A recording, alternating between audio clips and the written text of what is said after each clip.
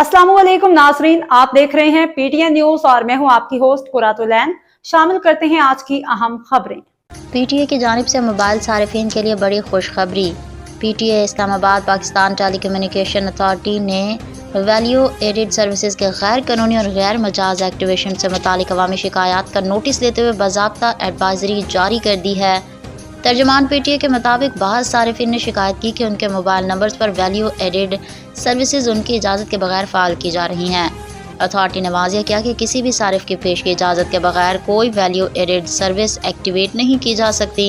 PTA ने हिदायत की है कि VAS एक्टिवेशन के लिए वन टाइम पासवर्ड OTP की तस्दीक लाजमी होगी और OTP शेयर किए बगैर कोई सर्विस फ़ाल नहीं की जा सकेगी। गैर मजाज एक्टिवेशन को नाकाबिल कबूल करार दिया गया है। न्यूज स्टूडियो से फिलवक्त के लिए इतना ही। मज़ीद खबरों और अपडेट से बाखबर रहने के लिए देखते रहें PTN न्यूज।